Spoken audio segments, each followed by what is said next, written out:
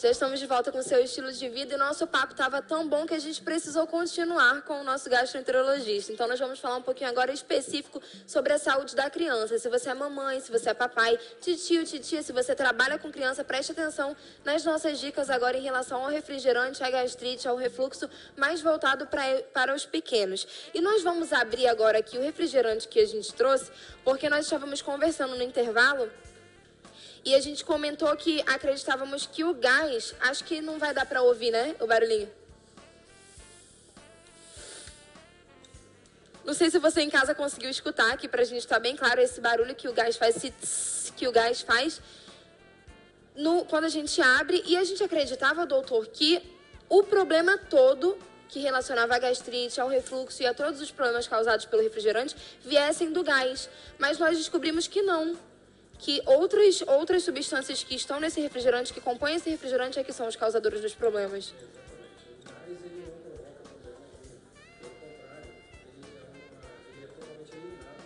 Grande parte logo quando se serve e grande parte pela respiração a seguir, eructação, etc. e tal.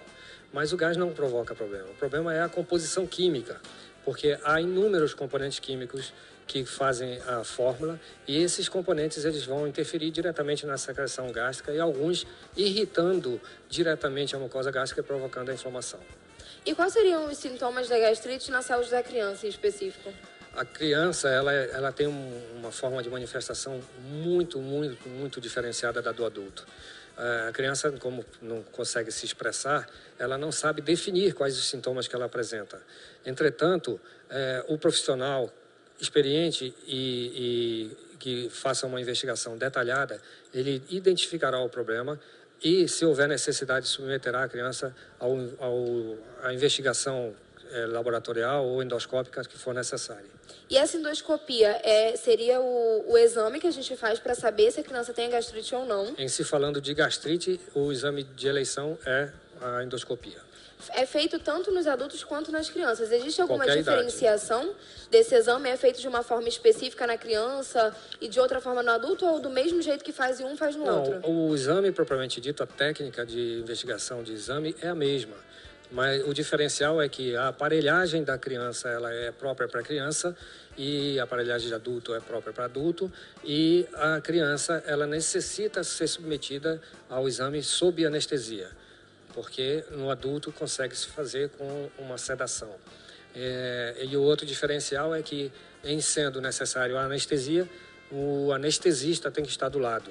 Portanto, é um outro profissional que faz parte da equipe, no caso de endoscopia digestiva em criança. Todo um conjunto, né? Exato. E é, inclusive, importante deixar esse alerta para os pais e para as pessoas que precisam desse tipo de trabalho, de que a anestesia é uma parte da enfermagem ou da medicina, não sei como dizer corretamente, mas que tem profissionais específicos para fazer isso. A anestesia é uma especialidade médica. Sim. Exige um treinamento específico no caso da endoscopia pediátrica, exige um treinamento de anestesia para a endoscopia pediátrica, porque tem muitos profissionais que não gostam, como tem os clínicos que não gostam de trabalhar com criança, tem os anestesistas que não gostam de fazer anestesia em crianças. E, portanto, é necessário toda uma experiência, uma formação específica, porque o exame, propriamente dito, o procedimento, ele exige cuidados que também são exigidos lá na endoscopia de adulto. Entretanto, como precisa ser sob anestesia, o anestesista tem que estar ao lado. É importante que a mãe e até o médico, talvez, converse junto com essa criança, explicando um pouco sobre esse exame, porque, pelo que eu sei, é um tubo que passa por dentro da garganta até chegar no estômago. Seria isso? Na realidade, assim, precisamos tranquilizar a criança, porque ela será submetida ao procedimento. Esse procedimento causará, com certeza, alguma ansiedade na criança, mas a família é o grande alicerce da criança, né? Então, se a família se demonstrar tranquilidade e transferir tranquilidade para a criança, não há problema algum. A criança não sofrerá nenhum tipo de de traumatismo, porque o objetivo da anestesia é exatamente isso, é evitar que a criança fique se mexendo na ocasião do exame, enquanto o aparelho enquanto ela estiver sendo submetida ao procedimento, para evitar os traumatismos, a possibilidade de complicações ou de sequelas. Mas a anestesia fará com que a criança não se lembre de nada do que ocorreu, né? O próprio procedimento anestésico, ele visa isso. Então, a tranquilização da criança é importante, mas a tranquilização da família é também importante, tanto quanto. Existe algum preparo antes desse procedimento que precisa ser feito em casa? Sim. Ou talvez jejum, ou alguma coisa do tipo? Sempre tem que se fazer jejum, tem que ter todos os cuidados relacionados com qualquer procedimento que é feito em centro cirúrgico, procedimento de anestesia. O jejum tem que ser bem orientado. A dieta no dia anterior também tem que ter alguma modificação. Há alguns exames laboratoriais que precisam ser feitos antes. É necessária uma avaliação pré-anestésica com o anestesista que fará o procedimento ou alguém da sua equipe, para que tenha conhecimento do caso da criança e, enfim, é necessário toda uma série de cuidados para facilitar o andamento ou a realização do procedimento e a minimização de qualquer tipo de complicação que pode advir, mas com os cuidados todos eles são minimizados. E falando de criança, essa dieta infantil é bastante difícil e complicada, né? Porque se a gente parar para pensar, eles gostam muito de detalhes, gostam muito até do próprio açúcar, gostam muito de coisas que geralmente tem esse tipo de conservante e esse tipo de substância que é prejudicial à saúde. Então, de que forma que a gente pode prevenir esse tipo de dieta? Na realidade, não é complicado. Nós adultos, nós complicamos. Porque nós é que vamos ao supermercado e compramos para a criança. Nós é o que oferecemos para a criança. Nós ensinamos a criança a ter um comportamento alimentar inadequado. Portanto, a culpa não é da criança. A culpa é da família. E é a família que tem que ser corrigida nesse caso. Então, assim, as transgressões, os excessos com relação à alimentação, eles, como todo erro alimentar, eles têm que ser abordados com a família, não é com a criança. Você não pode exigir da criança não tomar refrigerante qualquer que seja, para que a gente qualquer tipo de cola ou refrigerante, guaraná, etc. e tal, que não seja exemplo da própria família não fazer. A orientação básica da família é que ela demonstre para a criança que ela não pode fazer determinado comportamento alimentar porque faz mal à saúde, mas a família tem que fazer junto. Quais são as causas de gastrite que o senhor mais recebe no consultório? Depende da faixa etária, né? A transgressão alimentar, ou o erro alimentar, é uma causa muito importante. Nos dias de hoje, a gente não tem como fugir disso. Entretanto, precisamos minimizar. Há opções para se oferecer para a criança, muitas opções, em vez de oferecer essa alimentação totalmente industrializada, nós podemos sugerir a utilização de alguns produtos que não são industrializados ou que tenham uma composição menos agressiva, vamos dizer assim. Desculpa, pode continuar se o senhor tiver alguma coisa. Sim, mas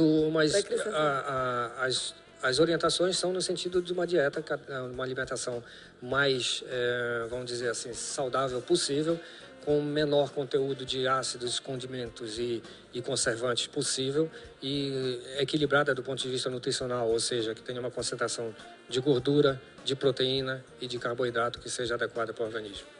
Em relação ao tratamento dessa criança, de que forma que ocorre? O tratamento, em se falando de gastrite, exige tratamento medicamentoso como no adulto.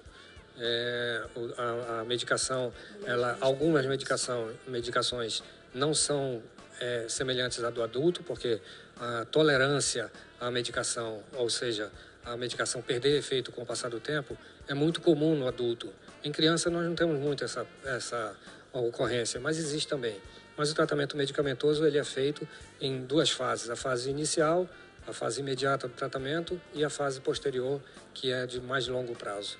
E esse tratamento de longo prazo significa para sempre ou significa apenas de longo prazo? Não, a longo prazo pode ser necessário até 6 meses de tratamento, mas depois a supervisão constante é necessária. É possível que uma pessoa se torne livre, então, desse tipo de medicamento, mas tem que continuar acompanhando como qualquer outra doença. Exatamente. O objetivo do tratamento é fazer com que aquela inflamação que existia no estômago deixe de existir.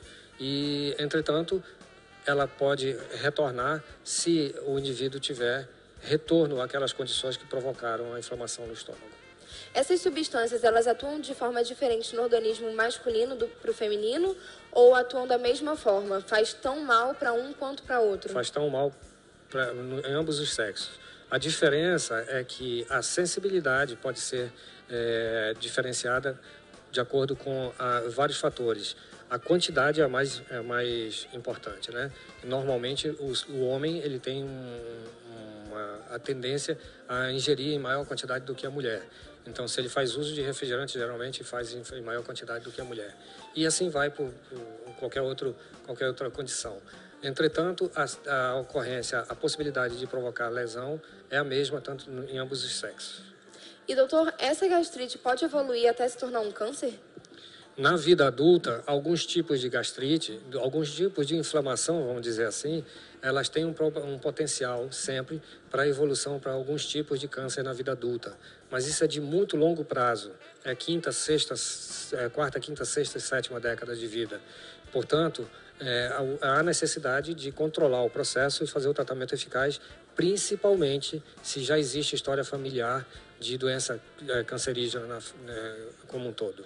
Em relação à nossa região, é comum que as pessoas apareçam com gastrite ou isso varia de uma região para outra ou não? Em todos os lugares do Brasil nós temos o mesmo índice, a mesma situação? Não, aqui na nossa região nós não temos dados epidemiológicos definidos, mas a gente sabe que a incidência é muito alta. Em crianças, principalmente por conta do erro alimentar, a incidência está se mostrando cada vez mais alta. Não porque está aumentando o número, mas é porque nós estamos dando o diagnóstico com mais facilidade, mais rapidez.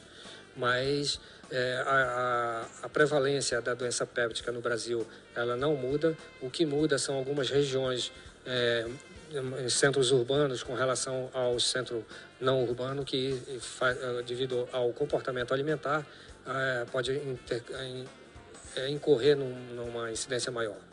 Uma telespectadora que perguntou pra gente se a mistura do refrigerante com álcool, segundo ela, costumam fazer muito durante as baladas à noite, se isso é muito prejudicial, se é mais prejudicial do que o refrigerante sozinho, do que o álcool sozinho, como que acontece? Ambos fazem mal. Isoladamente fazem mal. Em associação, então, nem se fala. Então,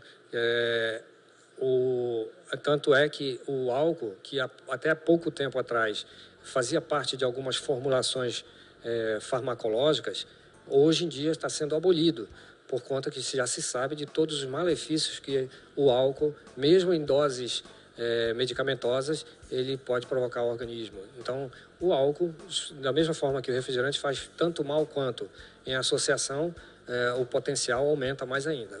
E o refrigerante, por ser light ou diet, não está liberado? Não, tanto faz. Refrigerantes, em geral, todos eles provocam algum tipo de agressão ao aparelho digestivo. O fato de ser light ou diet não faz com que ele seja menos agressivo. Em alguns casos, em alguns tipos de alguns produtos, pelo contrário, a composição ela é muito mais modificada do que na formulação normal, e por isso a agressividade, o potencial para provocar lesão no aparelho digestivo é maior. Agora sim, eu gostaria de agradecer de verdade, não que antes não tenha sido de verdade, mas agora nós vamos realmente finalizar a nossa entrevista com o nosso gastroenterologista. Agradeço muito pelas suas informações, pela sua disponibilidade de estar aqui conosco no Estilo de Vida. Eu que agradeço, estou sempre à disposição. Muito bom tirar as dúvidas da nossa população. E eu gostaria de lembrar você em casa também que tem o seu filhinho, que tem a sua criança em casa e tem esse contato, precisa estar sempre ligado em relação ao lanche da escola, em relação principalmente a esse contato que a criança tem fora de casa, que existem algumas escolas que já tem uma cantina específica e que já tem todo um cuidado nutricional em relação à alimentação da criança. E é interessante que a gente procure sobre isso, né? Caso a gente não encontre essa escola que já tem esse cuidado, a gente precisa lembrar que existem receitinhas que são mais saudáveis e mais naturais e a gente pode mandar o lanche para a criança ao invés de deixar essa criança comprar esse lanche na cantina da escola. Exatamente. Inclusive, o próprio pediatra pode fazer um cardápio para a criança e esse cardápio é levado para a escola e solicitado junto à nutricionista da escola que siga aquele cardápio, porque aquilo ali é uma prescrição médica. Que bom que hoje a gente tem muitas opções, né? E uma opção que você tem desde o início do programa até o final e até quando esse programa acaba é mandar sua participação pra gente pelo nosso WhatsApp, 981 11 45 12. Eu estou esperando por você. No próximo bloco eu ainda estou aceitando o seu comentário, a sua crítica ou o seu recadinho, viu?